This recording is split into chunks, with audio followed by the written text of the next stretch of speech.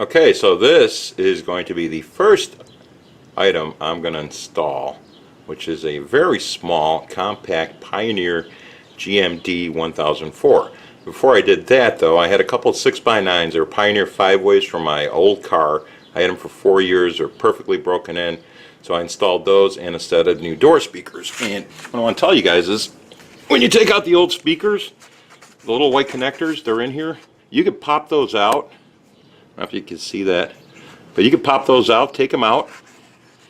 You know, they just usually slide right out. This one I applied some heat, or you can carefully break them off with the pliers and take them out, and you can reuse them. Okay, so the speakers are in, and this is the wiring harness that came with it. And what I decided to do was I got the tried and true Metra. This is the 1761. So I got that. And I also got the installer preferred wiring harness. This thing, the TWH951. This is made by American International. And the idea was I didn't want to splice any of the wires in the car itself. So these are the connectors that look like the ones that are plugged into the radio. You unplug those, you plug these in. Okay? And the ones that you unplug from the car, you plug these in here. Alright, and then that runs to your amp. So basically, after looking at all the wires and all the wiring diagrams, all the wires pretty much were used, and I kind of followed convention here. So like purple and black went with purple and black and so forth. The only wire that I ended up not using was actually the solid orange wire. Okay, you will use the orange and the white. Just make sure you're very careful if you're doing this, that you're properly color coding your wires. The orange and the white is your dimmer, so when you dim your dash panel, your radio will dim. It's going to be the stock radio. I want to keep the car looking as stock as possible and add stuff to it that doesn't really show. And if I do add anything to it, I want it to look factory. Okay, so where's the amp? The amp, after much soul searching, I decided I want to mount it also behind the glove box in case I have to get to it. A lot of guys are installing it in there, like right behind the radio, or they're zip tying it. I wouldn't recommend that. Over time, through the heat and cold and mechanical movement, those zip ties will give, and you'll end up dropping that amp somewhere. Possibly not this one, it's pretty light, but it has been known to happen. So what I did was I cut out this piece and test fit it, and I'll show you where that goes in the car in a second. And for metal, I used basically a metal clipboard that I had. And I mounted the amp onto that. And the reason I chose metal was apparently these get hot when you run them high.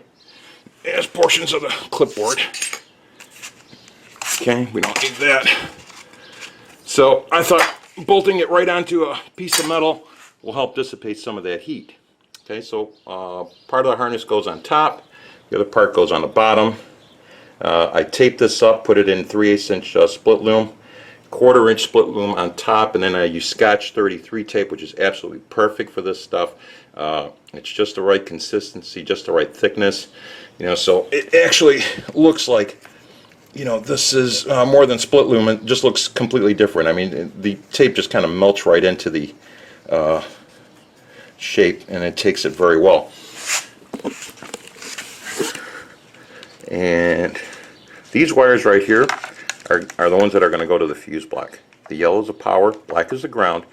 And what I did was there is a red switched wire, so when I was hooking that up, I ran that through, and that's basically the ignition accessory wire. Okay, so at some future point I might want to attach a relay to this, so the once I attach a relay, everything that once I shut the ignition off, anything that's turned on will shut off. So this is for some future purpose. And these wires, this will plug in here. These wires will loop around, come in this split loom, come around on top, and go down to the fuse block through there. Okay, this is just a piece of 3/8 with the quarter run through there, and I can slide it back and forth till I get it just right. Okay, see that? Alright, and The other thing I want to show you is on the back side of this, just super glued a couple washers to just give it a little space. And you can see that dull finish. That's kind of what it looked like. What I did here was I just took a sanding block with some coarse grit sandpaper, laid a board there so I could line it up, and then just ran it back and forth so I can kind of get that brushed metal look. Okay, I don't know if you guys can see that. Looks pretty decent. So let's see how it fits. Okay, this is the interior behind the glove box of my 2014 Toyota Corolla.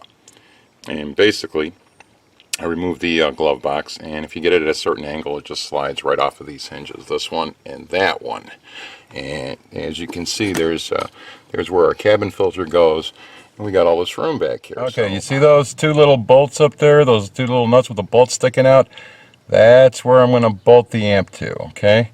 So those are 12 millimeters, so I'm going to try to get both of those off and see how it goes.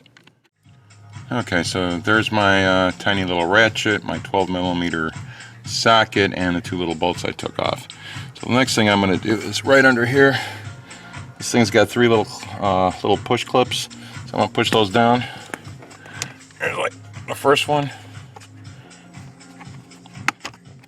The second one. Oh, come on. There we go. Let's get the third one here. Okay, and there it is. That just comes right off, and it just gives me a lot more room now where I can get in there and get that piece up there. So let's see how this is going to go. Okay, I got it in there. Looks pretty good. It's not really touching anything. I had to actually file off that little piece right here. Yeah, right there, because it was actually touching it, and I didn't want to in front of it or behind it, so I thought I'd just file away some of that so it completely clears it. It's clear of any wires. Clears it. It's clear of any wires. Go straight up to the top. That's where it bolts in. I got plenty of room to attach the harness up on top. Plenty of room at the bottom. And the other thing I did, I wrapped some Tessa tape around that cable coming through the firewall just to quiet it down in case there was any vibration. I think the only thing I might do, sometimes if there's excessive vibration, this kind of moves a little bit.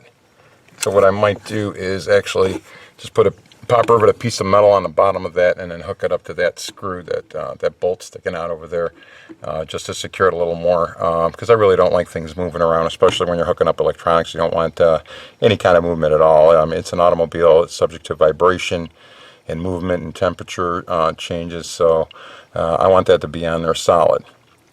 So okay, there it is. That's our little bridge. You can see I'll zoom in a little bit here. Put in a pop rivet on the one side, drilled it, put it on the other side. This thing's solid. It's not moving now.